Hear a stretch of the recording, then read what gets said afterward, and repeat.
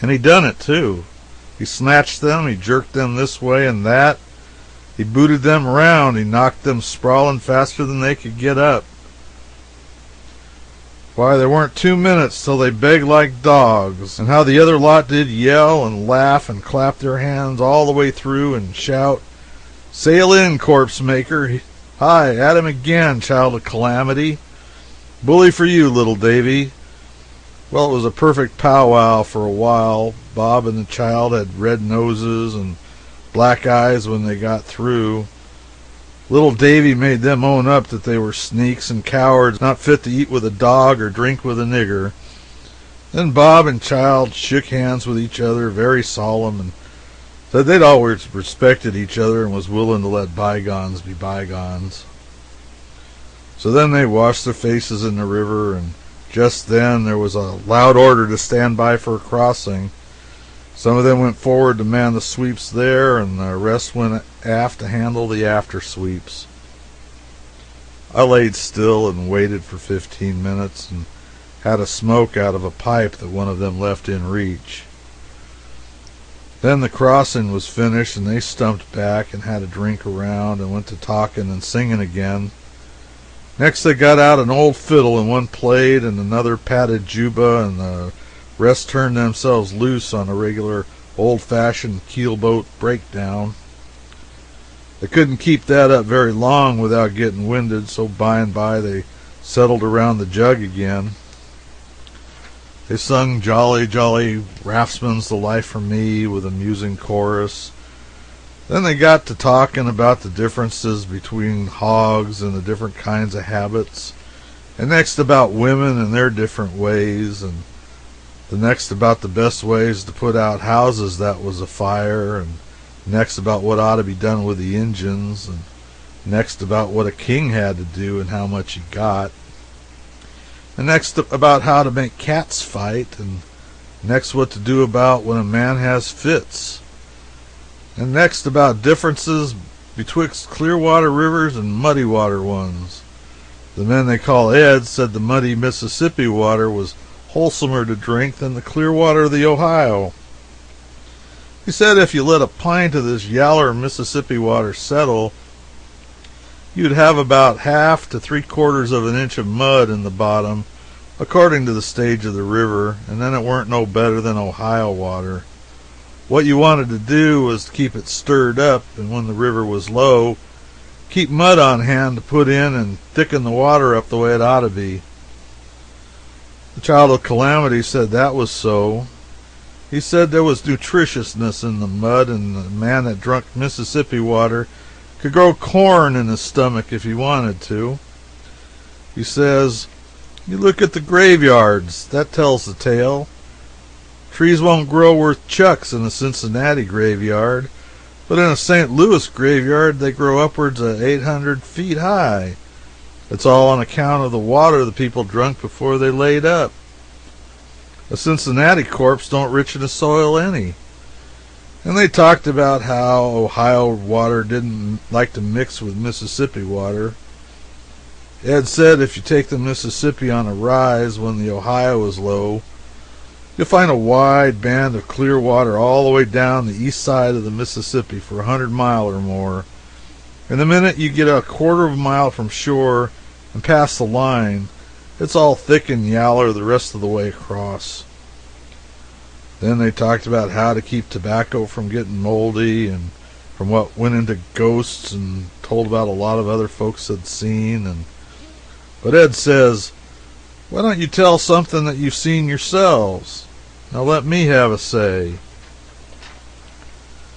5 years ago I was on a raft as big as this, and right along here it was a bright moonshiny night, and I was on watch, and the boss of the starboard oar forward, and one of my pards was a man named Dick Allbright, and he come along to where I was sitting forward, gaping and stretching he was, and stooped down on the edge of the raft and washed his face in the river, and come and sit down by me and got out his pipe, and had just got it filled when he looks up and says, "Well, looky here," he says, "ain't that Buck Miller's place over yonder in the bend?"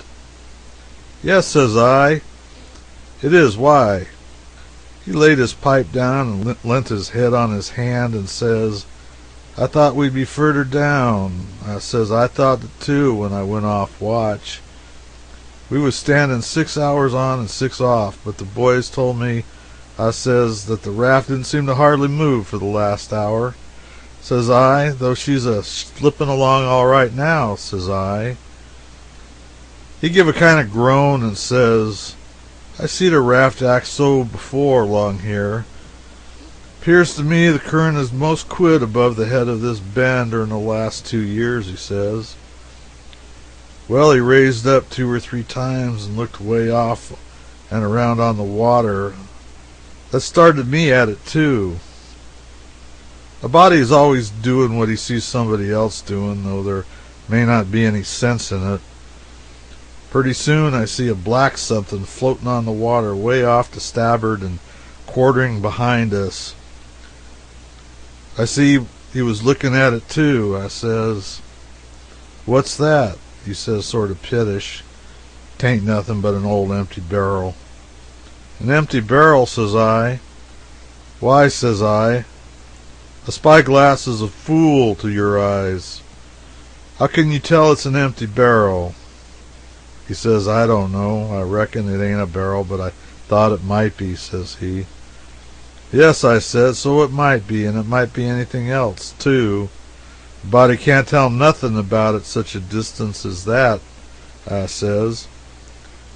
We hadn't nothing else to do, so we kept on watching it. By and by I says, "Well, looky here, Dick Allbright, that thing's a-gaining on us, I believe." He never said nothing. The thing gained and gained, and I judged it must be a dog that was about tired out. Well, we swung down into the crossing, and the thing floated across the bright streak of the moonshine, and by George, it was a barrel. Says I, "Dick Allbright, what made you think that thing was a barrel when we was half a mile off?" says I. Says he, "I don't know." Says I, "You tell me, Dick Allbright." He says, "Well, I knowed it was a barrel. I've seen it before. Lots has seen it. They says it's a haunted barrel." I called the rest of the watch, and they come and stood there, and I told them what Dick had said. It floated right along abreast now and didn't gain any more. It was about 20 foot off. Some was for having it aboard, but the rest didn't want to. Dick Allbright said rafts that had fooled with it had bad luck by it. The captain of the watch said he didn't believe in it. He said he'd reckoned the barrel gained on us because it was in a little better current than what we was, and he said it would leave by and by. So then we went to talking about other things, and we had a song and then a breakdown. And after that the captain of the watch called for another song. But it was clouding up now, and the barrel stuck right there in the same place, and the song didn't seem to have much warm-up to it somehow. So they didn't finish it, and there weren't any cheers, but it sort of dropped flat, and nobody said anything for a minute. Then everybody got to talk at once, and one chap got off a joke, but it weren't no use. They didn't laugh.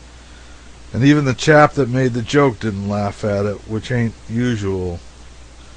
We all just settled down glum and watched the barrel with uneasy and uncomfortable. Well, sir, it shut down black and still, and then the wind began to moan around, and next the lightning began to play and the thunder to grumble. Pretty soon there was a regular storm, and in the middle of it a man that was running aft stumbled and fell and sprained his ankle so that he would lay up. This made the boys shake their heads, and every time the lightning come, there was that barrel with the blue lights winking around it. We was always on the lookout for it. But by and by, towards dawn, she was gone. When the day come, we couldn't see her anywhere, and we weren't sorry neither. But next night, about 9:30, when there was songs and hijinks going on, here she comes again and took her old roost on the starboard side. There weren't no more hijinks. Everybody got solemn. Nobody talked. You couldn't get anybody to do anything but sit around moody and look at that barrel. It begun to cloud up again, and when the watch changed, the off-watch stayed up instead of turning in. The storm ripped and roared around all night, and in the middle of it another man tripped and sprained his ankle and had to knock off. The barrel left towards day, and nobody see it go. Everybody was sober and down in the mouth all day. I don't mean the kind of sober that comes of leaving liquor alone, not that. They was quiet, but they all drunk more than usual, not together, but each man sidled off and took it private by himself. After dark, the off-watch didn't turn in. Nobody sung, nobody talked. The boys didn't scatter around neither. They sort of huddled together forward. And for 2 hours they sit there, perfectly still, looking steady in the one direction and heaving a sigh once in a while. And then here comes the barrel again. She took up her old place. She stayed there all night. Nobody turned in. The storm come in again after midnight. It got awful dark. The rain poured down, hail too. Thunder boomed and roared and barreled. The wind blowed like a hurricane, and the lightning spread over everything in big sheets of glare and showed the whole raft as plain as day. And the river lashed up white as milk as far as you could see for miles. And there was that barrel jiggering along the same as ever. The captain ordered the watch to man the sweeps for a crossing, and nobody would go. No more sprained ankles for them, they said. They wouldn't even walk aft. Well then, just then the sky split wide open in a crash, and the lightning killed 2 men of the after watch and crippled 2 more. Crippled them how, says you? Why, sprained their ankles. The barrel left in the dark betwixt lightnings towards dawn. Well, not a body had a bite at breakfast that morning, and after the men loafed around in 2s and 3s, they talked low together. But none of them herded with Dick Allbright. They all give him the cold shake. If he come around where any of the men was, they split up and sidled away. They wouldn't man the sweeps with him. The captain had all the skiffs hauled up on the raft alongside of his wigwam, and wouldn't let the dead men be took ashore to be planted. He didn't believe a man got ashore would come back, and he was right. After night come, you could see pretty plain that there was going to be trouble if that barrel come again. And there was such a muttering going on, a good many wanted to kill Dick Allbright because he'd seen the barrel on other trips and had an ugly look. Some wanted to put him ashore. Some said, let's all go ashore in a pile if that barrel comes again. This kind of whispers was still going on, the men being bunched together forward watching for the barrel, and lo and behold, here she comes again. Down she comes, slow and steady, and settles into her old tracks. You could hear a pin drop. Then up comes the captain and says, boys, don't be a pack of children and fools. I don't want this barrel to be dogging us all the way to New Orleans, and you don't. Well then, how's the best way to stop it? Burn it up, that's the way. I'm going to fetch it aboard, he says.